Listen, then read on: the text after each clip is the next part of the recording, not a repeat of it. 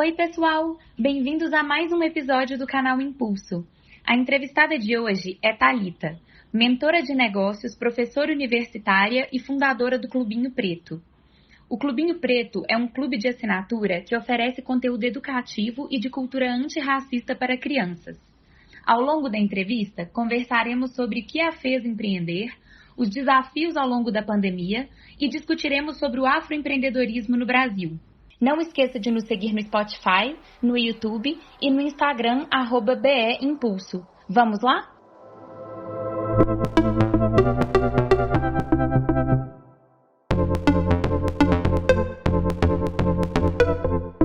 Pessoal, a entrevistada de hoje é a Thalita. Ela é dona do Clubinho Preto e ela vai contar aqui pra gente um pouco da história dela, de por que o Clubinho Preto e por que e o que foi necessário de conhecimento para ela conseguir abrir o Clubinho Preto da forma que ele é hoje.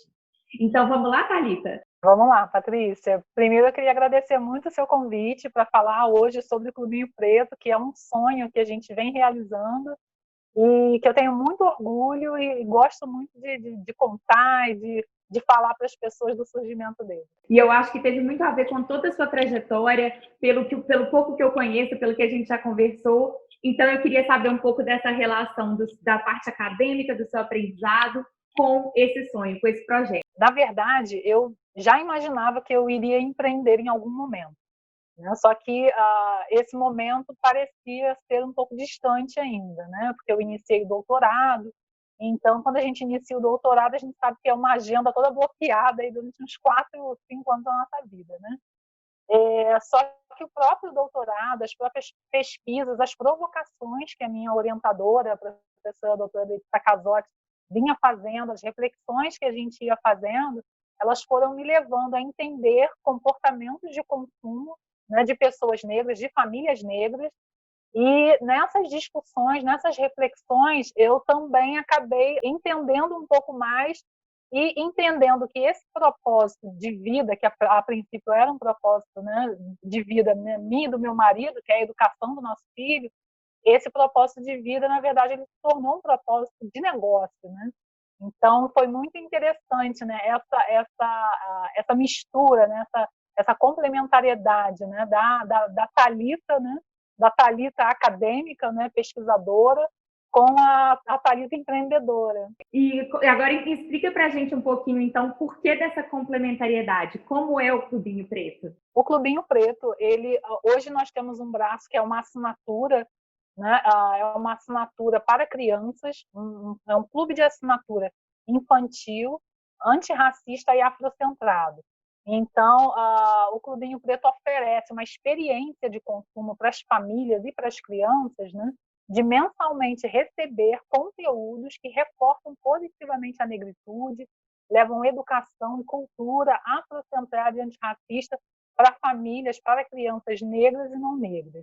Então, é uma experiência, né, que a família tem de abordar um assunto que muitas vezes é um assunto espinhoso, é um assunto que muitas vezes a gente também não tem repertório, a gente não teve educação, né, a gente não teve letramento racial, a gente não teve muitas coisas na nossa infância, e agora a gente tem a oportunidade de oferecer para os nossos filhos. Então, é esse momento em que a família recebe esse material, né, que são livros, brinquedos, roupas, acessórios, né, e é nessa descoberta, né, e nesse aprendizado no seio familiar é que acontece esse compartilhamento de conhecimento. E é tudo produzido por você e pelo seu marido, inclusive a questão do conteúdo? Não, então, o nosso modelo de negócios a gente oferece essa experiência, né, essa assinatura, né, a gente começou com uma assinatura nesses moldes, né, e nós, tudo que a gente compra, né, todos os nossos fornecedores são afroempreendedores, né?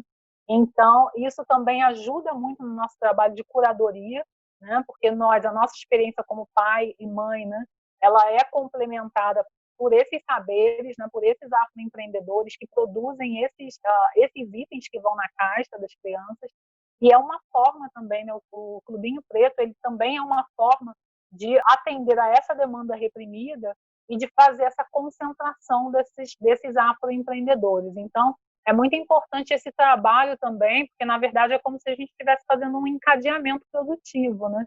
É como se a gente estivesse também contribuindo para esse ecossistema afroempreendedor, para que ele ganhe força. E como que tem sido a evolução desse ecossistema afroempreendedor nos últimos anos?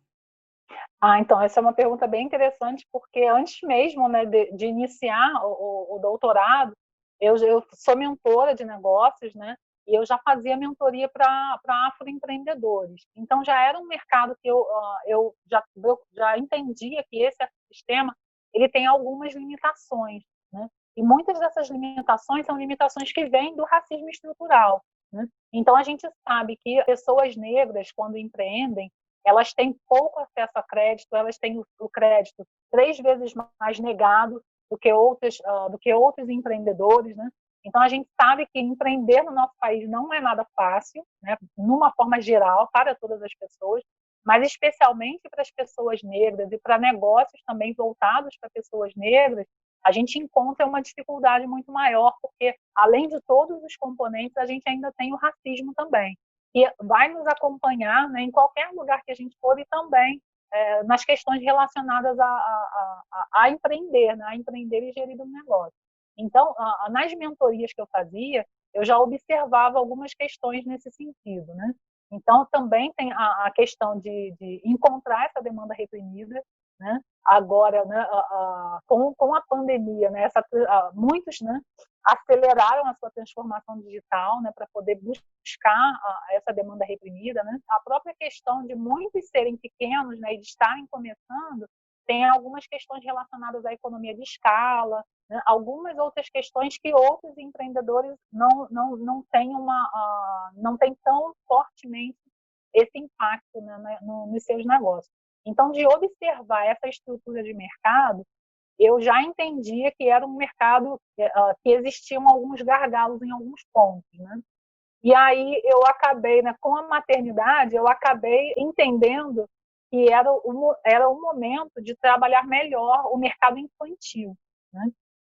Mas o mercado afroempreendedor, só que infantil, porque existe ainda uma dificuldade maior nesse mercado, né? O comportamento de consumo de pessoas negras ele vem mudando, a gente vem observando, né, produtos que são oferecidos, né, para pessoas negras, vem desse comportamento de consumo, né, principalmente o empoderamento estético, né, a afirmação da negritude através da estética.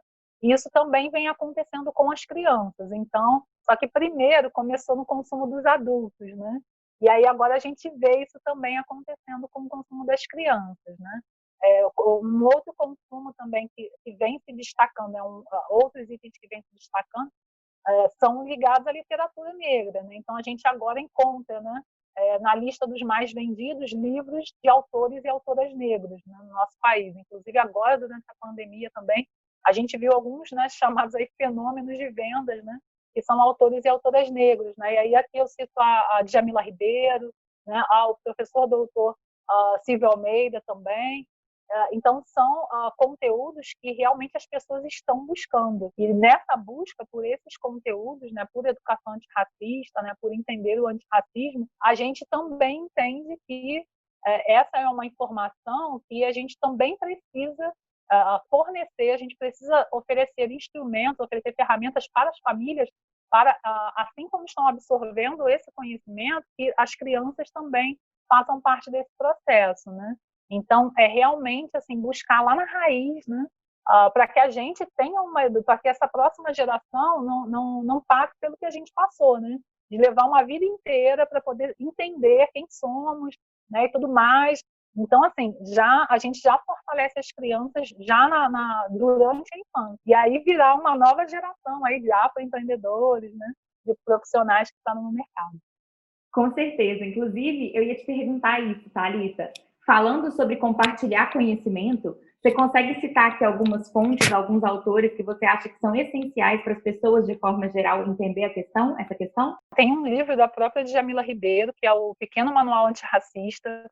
Esse livro eu acho muito interessante, né, porque é um livro que mostra para as pessoas, né, de uma forma geral, que a luta antirracista, né, que o antirracismo ele não é algo que é específico das pessoas negras, né? Então, aqui, como a gente está falando de empreendedorismo, de consumo, né, isso não é exatamente uma questão relacionada a nós, né, é uma questão relacionada à nossa sociedade. Né? Se na nossa sociedade a gente não tivesse uma desigualdade, né, racial, né, aí a gente sabe a desigualdade social, mas se a gente não tivesse uma desigualdade racial tão acentuada, tão forte, o quão melhor a nossa economia não poderia ser, né? Quantos talentos hoje, quantas pessoas hoje poderiam empreender e os seus negócios crescerem, empregarem, né? Então, eu estou falando de pessoas negras, porque a maior parte dos empreendedores são pessoas negras. Só que são aqueles negócios que não crescem, que não conseguem crescer, né? Por toda uma estrutura que a gente entende que existe no nosso país e que, infelizmente, impede esses negócios de darem saltos, de serem negócios escaláveis e que realmente eles escalem, cresçam, né, e contribuam de uma forma mais impactante, né, causem mais impacto e contribuam mais ainda para a economia do nosso país. Então, quando a gente está falando, né, desses materiais, são materiais que vão ajudar a gente a entender a desigualdade racial que existe no nosso país, para que a gente perceba, né, que esse é um problema que ele acaba afetando todas as áreas. E eu achei super legal porque você começou me contando como que está sendo a evolução e a aceitação do Clubinho Preto. Queria que você falasse aqui também um pouco disso. Então, na verdade, né, até por conta mesmo das pesquisas, né, que eu vinha fazendo, que a professora a doutora Letícia Casotti também vinha me orientando, né, eu comecei o Clubinho Preto, né, com um foco muito grande em crianças negras, né? E aí a maternidade também traz isso, que a experiência de consumo de uma criança negra, ela é diferente de uma experiência de consumo de uma criança branca. Vira e mexe, talvez você ouça, né, falar ou veja notícias, né, de pessoas no varejo, né, principalmente homens negros, que são seguidos. A pessoa entra numa loja, ela é seguida, né, pelo segurança. Né? Então, assim, pessoas negras, infelizmente, elas não são vistas como consumidores, né, como pessoas que vão consumir. E isso principalmente quando a gente está falando de marcas de produtos e serviços aí com um maior valor agregado. Né? Então, essa experiência de consumo, né, de crianças negras era uma coisa que realmente me incomodava, né, obviamente, né, por ser uma mulher negra, por ter um filho negro, que agora tem 4 anos. Então, esse já era um incômodo, já era a minha dor de cliente e uma dor que eu também enxergo em outras famílias de amigos, pessoas mais próximas. Então, eu já enxergava isso. E aí o Clubinho Preto começou assim, né? Ele começou realmente como um clube de assinatura que era para proporcionar uma experiência de consumo positiva para crianças negras. E aí, em abril, nós iniciamos o Clubinho Preto. Né? Na verdade, assim, chegou a pandemia, era um modelo de negócio que eu já tinha desenhado ano passado, vinha conversando com algumas pessoas, participei de alguns eventos. Na verdade, eu fui em alguns eventos com meu filho, que são eventos voltados principalmente para a cultura negra, né, para crianças. Então, aí eu destaco um evento que aconteceu aqui no Rio, que foi o AIO, Contação de Histórias Negras, né, para crianças, que aconteceu aqui no Rio no ano passado e reuniu autores, contadores de histórias de outros estados. E lá eu conversei, conheci pessoalmente o professor doutor Renato Nogueira e o Sandro Lopes, que são o autor e ilustrador dos livros de uma coleção que é uma coleção bastante importante, que é a Nanã Nilo. E lá eu conversei com ele, conheci outras pessoas também, fui conhecendo outros afroempreendedores, e aí essas pessoas foram as pessoas que eu comecei a trabalhar nas caixas do Clubinho Preto. Então, quando chegou a pandemia, né, que eu percebi que, em março, né, eu percebi que talvez a qualificação do doutorado não ia ser na data em que eu estava me programando, né, porque com criança em casa, né, gente, a realidade né, que quem tem filho pequeno em casa tem dificuldade de exercer uma série de papéis, de tarefas, enfim. Então, eu meio que reprogramei. E aí foi o momento de eu tirar do papel esse modelo de negócio. Né? Então, eu tirei do papel esse modelo de negócio e foi o Clubinho Preto em março, né?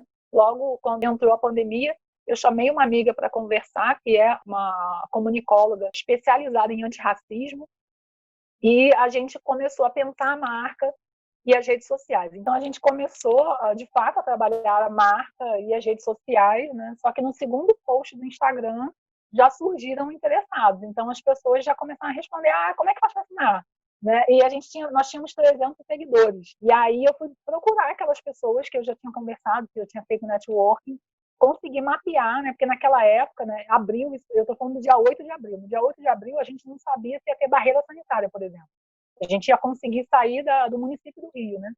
Então, eu tinha mapeado alguns afroempreendedores, onde estavam os estoques desses afroempreendedores, e assim eu consegui atender ainda em abril os 10 primeiros assinantes que fecharam com a gente. Eu achei legal demais, porque assim, igual você falou, no segundo post já teve essa reação e aí já começou a crescer, vocês já estão com um número grande de seguidores.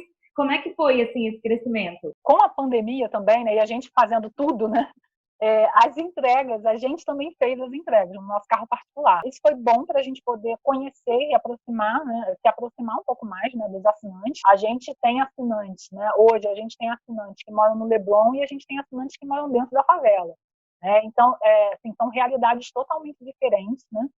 E isso também nos ajuda a entender, né, as motivações de compra, né, e realmente assim, a dor, né, e as dores dos nossos assinantes, das pessoas que estão interessadas, para a gente poder fazer os ajustes necessários no nosso modelo de negócio. Assim, de 300 seguidores, a gente converteu 10 assinaturas. Então isso foi muito legal, foi um conteúdo realmente que engajou. Né? Então, aquela questão da teoria mesmo de conteúdo é que realmente faz o funil de vendas, né? que faz chegarem, né, interessados e tal. Gente, isso aí, a prática é isso, tá? É isso mesmo. Então, até o momento, a gente realmente prezou mesmo pelo conteúdo, e esse conteúdo foi um conteúdo que trouxe mesmo uma galera que realmente está assim, buscando, né? Trouxe essa demanda reprimida. Então, a gente tinha, né, 10 assinantes. Desses 10 primeiros assinantes, 9 assinaturas eram para crianças negras, e uma assinatura era para uma criança branca. Poxa, na minha cabeça, eu imaginei que todos que fossem se interessar teriam assinaturas para crianças negras, né? Então, dali eu já fui acompanhando, né? E conforme o tempo foi passando, mais famílias brancas foram chegando, mais famílias não negras foram chegando. E da experiência também de troca com essas famílias, eu comecei a perceber que existe também uma demanda de famílias não negras buscando sobre conteúdo antirracista para os filhos. E essa troca foi muito importante para a gente poder também fazer algumas adaptações no modelo de negócios e entender, né? Uma coisa que, na verdade, assim, é óbvia e básica, né? Mas que no negócio eu estava tão imersa nessa experiência de consumo para crianças negras, né? E eu não percebi que, quando a gente oferece esse tipo de conteúdo, na verdade, a gente precisa oferecer esse tipo de conteúdo para todas as crianças. Porque os nossos filhos, eles vão interagir, eles vão estar o tempo todo com crianças não negras. Então, a gente precisa, na verdade, que essa nova geração que está chegando tenha acesso a esse tipo de conteúdo. Né? Hoje, a gente tem mais de 100 assinantes e a gente agora está se estruturando para poder escalar com essa estruturazinha de pandemia, né? De trabalhar em casa e tudo mais, a gente já não dá conta de conseguir atender todas as pessoas que nos procuram. Então, a gente meio que para um pouquinho, né, às vezes, de colocar assinante para dentro para poder manter realmente a qualidade de atendimento e tudo mais. E agora a gente está se estruturando para poder ter uma estrutura que atenda mais gente, né, para a gente poder abrir as entregas para o Brasil inteiro, que é uma coisa que a gente ainda não conseguiu fazer. Maravilha, Thalita.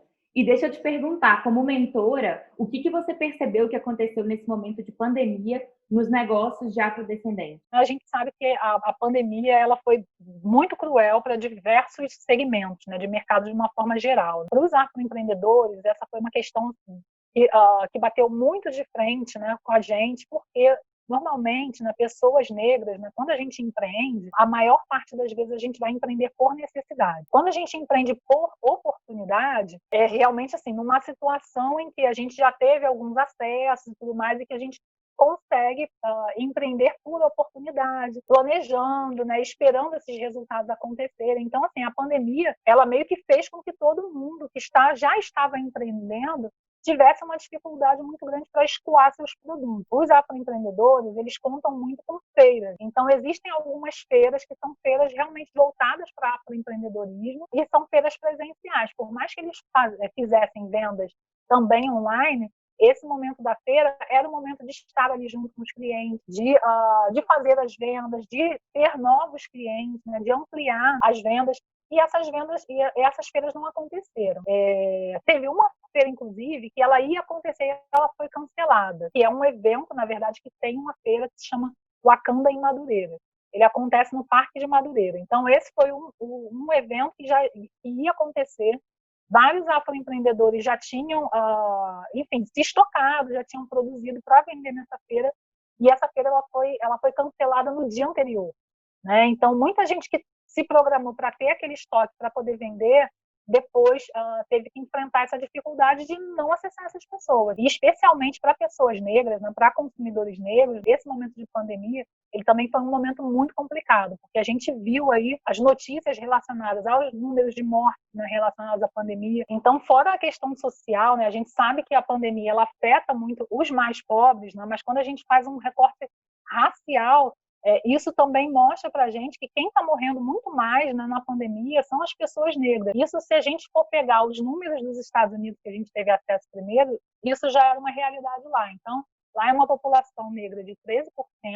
Em alguns estados nos Estados Unidos, a gente vê a mortalidade aí girando em torno de 60%, 65% de pessoas negras. E no Brasil, essa realidade também acontece, né? A gente sabe que todas as mazelas sociais do nosso país, elas impactam diretamente a população negra. Então, a gente tem aí, fora essa questão do isolamento, essa questão essa ansiedade, sem saber o que vai ser, o que vai acontecer, né, no nosso país, as pessoas negras ainda tinham que lidar com essa situação, né, de sempre observar as notícias, ver notícias e saber que as pessoas que estavam sendo impactadas, as pessoas que estavam morrendo por violência policial, por problemas na saúde, a mortalidade maior é sempre nossa. A violência doméstica que aumentou com mulheres negras, esse tipo de informação é um tipo de informação que, quando você está fragilizado, nesse momento, né, de isolamento social, isso te impacta muito mais, né?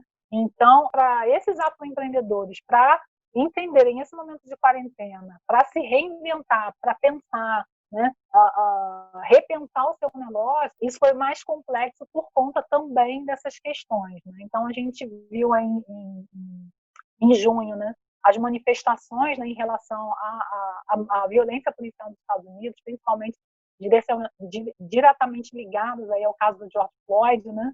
Então, são questões que vieram emergindo e que impactaram a gente também. E você vê, assim, Thalita, como uma perspectiva por esse ano de 2021, ano de 2022, que são anos que vão ser, assim, final e pós-pandemia, como você vê o crescimento dos afroempreendedores e as adaptações necessárias? A gente já consegue enxergar algum horizonte, né?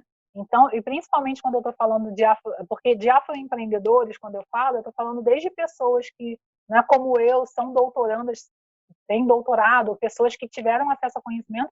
Eu também estou falando daquelas pessoas que não têm que não tiveram acesso, né, à educação. Pessoas que vão continuar empreendendo por necessidade, né? Mas uma questão que para a gente já ficou bastante nítida, né, é a transformação digital. Então, assim, aquelas pessoas que não conseguiram transformar os seus negócios, né, para o digital, são as pessoas que estão tendo mais dificuldade, né? E dentre essas pessoas, né, maior parte de pessoas negras, né, são aquelas pessoas que vão empreender por necessidade e que, além de lidar com tudo isso, precisam agora também passar por uma transformação digital. Então, a gente já tem aqueles afroempreendedores que concentraram seus esforços, né, para fazer essa transformação digital do seu negócio, e que são esses que agora estão conseguindo ter uma previsibilidade maior, conseguindo se planejar mais, mas a gente ainda tem muita gente ainda para fazer essa transformação digital.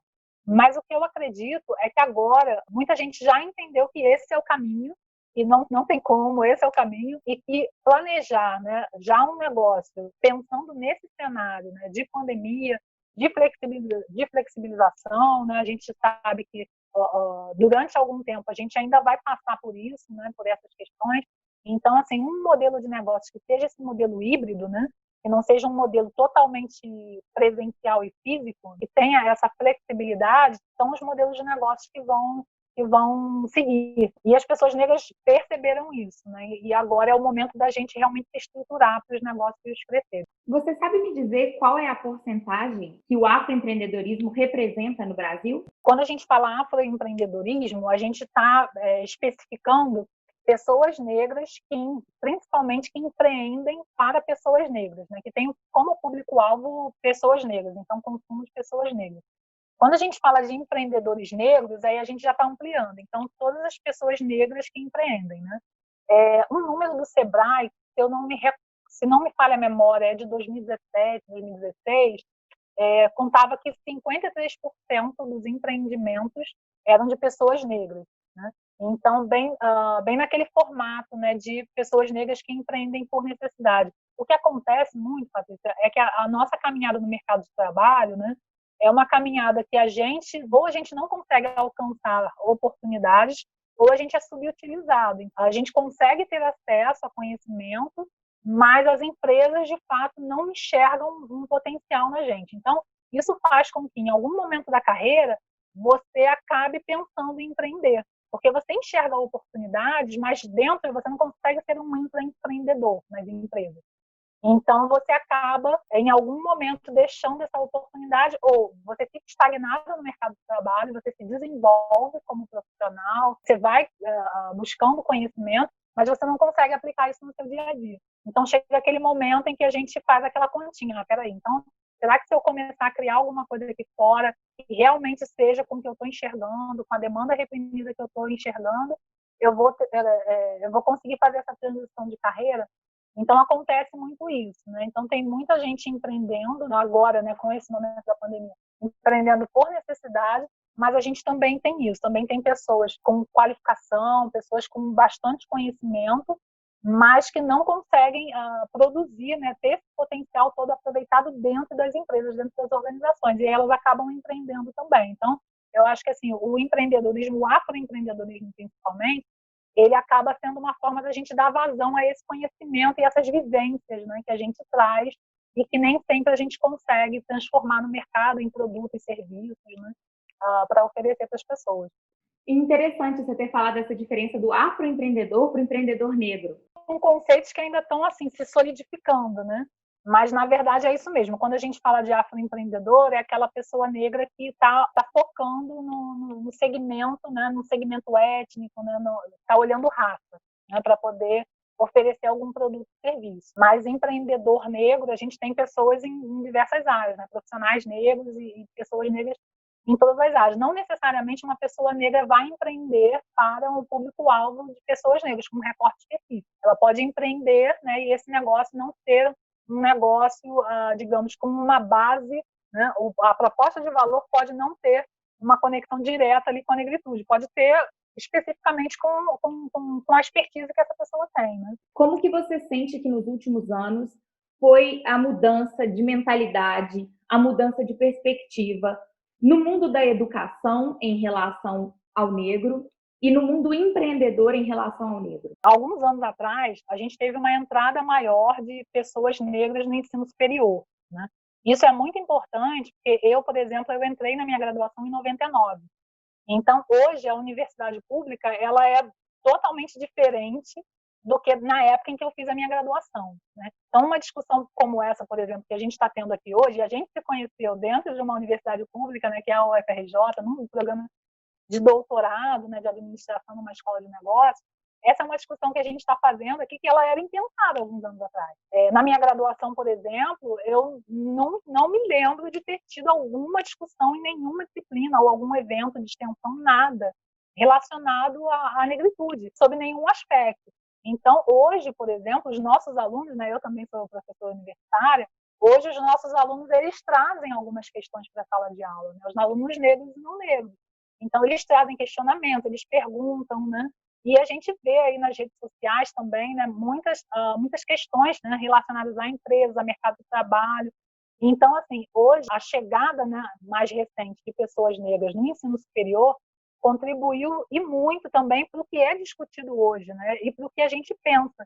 Então, eu acredito que mais negócios, né, como o Clubinho Preto, né, mais afroempreendedores, mais empreendimentos e mais profissionais negros, né, que vão empreender em outras, né, em qualquer área, mas que vão trazer essa vivência, isso vai ser muito importante para as empresas, né, para os empreendimentos. E essa é uma caminhada que está acontecendo. Então, a gente já teve um acesso aí ao ensino superior. Aos poucos também a gente vai conseguindo acessar os programas de mestrado e doutorado, e as pessoas vão entendendo um pouco mais, né, sobre o mercado, sobre o ecossistema, para também oferecer seus produtos e serviços. Então, eu vejo assim de uma forma bem positiva, que o mercado cada vez mais ele vai se diversificar.